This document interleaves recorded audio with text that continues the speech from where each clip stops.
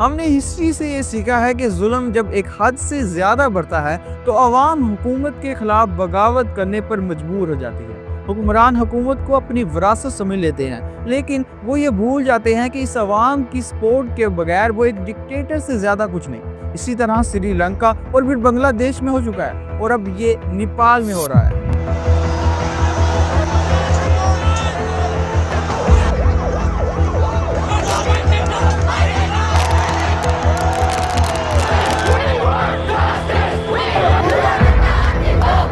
8 ستمبر 2025 کو ہزاروں لوگ نیپال کے کیپٹل کاٹمانڈو میں ایک پروٹیسٹ کے لیے اکٹھا ہوتے ہیں۔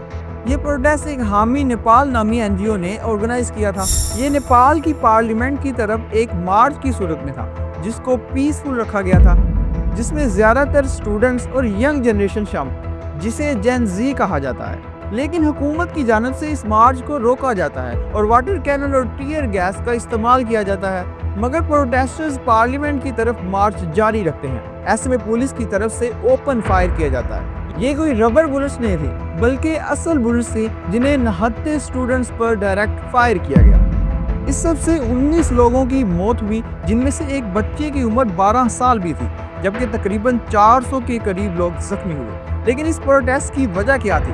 نیپال میں پچھلے 17 سالوں سے کچھ مخصوص خاندان اور پولیٹیشنز ہی حکومت کر رہے ہیں۔ اس لحاظ سے ان پولیٹیشنز نے ملک کے بارے کچھ نہیں سوچا اور کرپشن کا نظام بہت تیزی سے جاری رکھا۔ ملک میں بے روزگاری اس قدر بڑھ گئی کہ ینگ جنریشن جابز کے لیے ملک چھوڑنے لگے۔ یہاں تک کہ 15,000 نوجوان رشیا یوکرین جنگ میں پیسوں کی خاطر لڑنے کو تیار ہو جاتے ہیں، جس کو رشیا کی طرف سے کچھ بیسک ٹریننگ کے بعد فرنٹ لائنز پر لڑنے کے لیے بھیجا جاتا ہے، اور وہاں پر بہت سے نیپالی شہری اپنی جان گنوا دیتے ہیں۔ لیکن دوسری طرف نیپالی لیڈرز اور پولیٹیشنز اپنی لگژری لائف جی رہے تھے۔ اسی دوران بہت سے لیڈرز کے بچوں نے اپنی لگژری لائف کو سوشل میڈیا پر ظاہر کیا۔ ملک کے تمام میڈیا چینلز کو تو حکومت کنٹرول کرتی تھی، لیکن سوشل میڈیا پر ان سب کو یہ لیڈرز کنٹرول نہیں کر پاتے تھے۔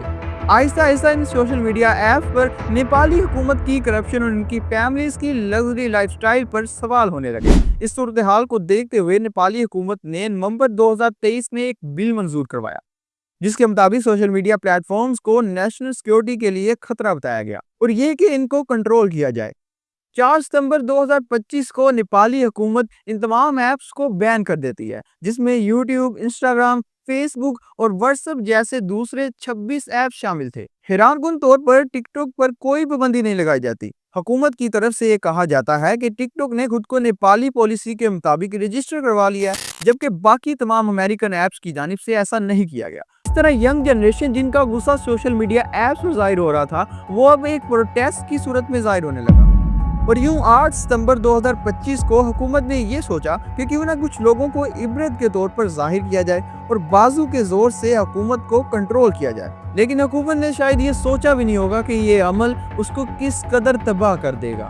یہ ینگ جنریشن، جسے جین زی کے نام سے پکارا جاتا ہے، اسے عام طور پر بہت سست اور ناکارہ مانا جاتا ہے۔ یہ دنیا میں موجود وہ جنریشن ہے جس کی عمر ابھی 15 سال سے 30 سال کے درمیان میں ہے۔ یہ وہ جنریشن ہے جس نے پیدا ہوتے ہی اپنے ارد گرد ایک ڈیجیٹل دور کو دیکھا، جو دنیا کو ایک گلوبل ویلیج کے طور پر دیکھتی ہے۔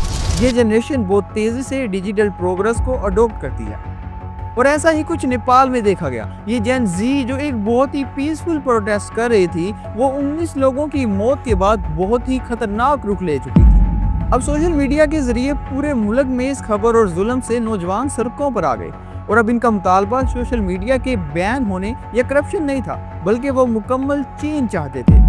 لوگوں کو اس قدر غصے میں دیکھتے ہوئے ہوم منسٹر نے فوری طور پر ریزائن دے دیا۔ اس کے بعد تمام سوشل میڈیا ایپ پر بھی پابندی کو ہٹا دیا گیا۔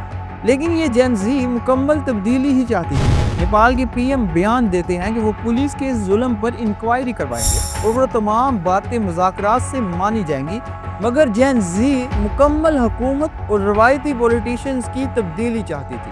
اگلے دن حکومت کی طرف سے آرمی کے ذریعے کرفیو لگایا جاتا ہے، مگر عوام اس کرفیو کی بجائے پروٹیسٹ جاری رکھتے ہیں، اور مختلف لیڈرز کے گھروں اور حکومتی بلڈنگز کو جلانے کا عمل شروع ہو جاتا ہے۔ پولیٹیشنز اور ان کی فیملیز ہیلی کاپٹرز کے ذریعے اپنی جان بچاتے ہیں، اور دوپہر تک نیپال کی پارلیمنٹ کو بھی آگ لگا دی جاتی ہے۔ یہ سب کچھ کوئی 1-2 دن کے ظلم سے نہیں ہوا تھا، یہ وہ آگ تھی جو پچھلے 17 سالوں کے ظلم کی وجہ سے لوگوں میں برک رہی تھی، جو اب مکمل طور پر بے قابو ہو گئی تھی۔ ایسا ہی کچھ بنگلہ دیش میں ہوا تھا، جہاں شیخ حسینہ نے ان جین زی کے پروٹیسٹرز کو مکمل طور پر ٹیررسٹ قرار دیا تھا اور ان کے خلاف آپریشنز شروع کر دیے، جس سے 1500 لوگ مارے گئے، لیکن نتیجہ وہی رہا، شیخ حسینہ کو جانا پڑا۔ اور اب نیپال میں بھی ایسا ہی تھا، مگر یہاں حکومت نے اپنی غلطی مانی اور اپنے فیصلے واپس بھی لیے۔ لیکن آخر نیپالی پی ایم کو آرمی چیف نے ایڈوائز دی کہ وہ ریزائن کر دیں، جس پر پی ایم نے ریزائن بھی کر دیا اور وقتی طور پر آرمی نے کنٹرول لیا، جس کے بعد حالات بہت حد تک کنٹرول میں آنا شروع ہو گئے۔ لیکن جین زی کی اس موومنٹ نے ایک ہی دن میں اس صورتحال کو بہت حد تک تبدیل کر دیا تھا۔ لیکن اب یہ جین زی جس نے حکومت گرا دی، اس کے پاس اب آگے کوئی پلان نہیں تھا، کیونکہ انہوں نے روایتی پولیٹیشنز کو مکمل طور پر ریجیکٹ کر دیا تھا اور یہ ساری موومنٹ بھی اسی کے لیے ہی تھی۔ آرمی چیف کے مطابق وہ بات چیت کے ذریعے سے نیپال کی صورتحال کو سٹیبلائز کرنا چاہتے تھے، لیکن جین زی نے آرمی کی مداخلت اور ان کے کنٹرول کو بھی ریجیکٹ کر دیا۔ جین زی نے نیپال کی چیف جسٹس سوشیلا کارکی کو پی ایم کے طور پر قبول کیا، جو کہ نیپال کی پہلی خاتون پی ایم بھی ہیں۔ اس کے بعد جین زی کی طرف سے شہر کو صاف کرنے کی بھی ایک موومنٹ چلائی گئی، جس میں پروٹیسٹ کی وجہ سے ہوئی گندگی کو ختم کرنے کی کوشش کی گئی۔ لیکن اب ضروری بات یہ ہے کہ باقی ملکوں اور ان کے لیڈرز کو ان سب سے کیا سیکھنے کی ضرورت ہے، اور اسی طرح جین زی کو اس سب سے کیا سیکھنا ہے۔